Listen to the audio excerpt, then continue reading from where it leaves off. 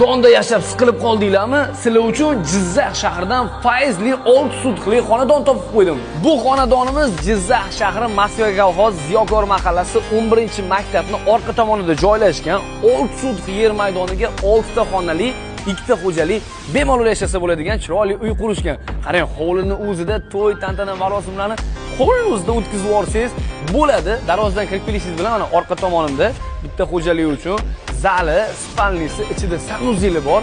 Darvozadan o'ng qo'lda esa ota-onalar xonasi, yana bitta zal, kuxnya, sanuzel, hojatxona mavjud. Gaz, svet, suvdan muammo yo'q. Narxini $65 ming deyishmoqda. 6 sut quruq yerni o'zini 60 mingga olgandan ko'ra 65 mingga mana shunaqa tayyor 2 xo'jalik yashasa bo'ladigan uyni xarid qilganingiz yaxshi. Ichidagi hech narsasi olib chiqib ketilmaydi, hamma narsasi qoladi. Quyidagi raqamda murojaat uchun videoni davomida oila a'zolari bilan ozgina siqilib qolgan tanishlarga jo'natib qo'yinglar.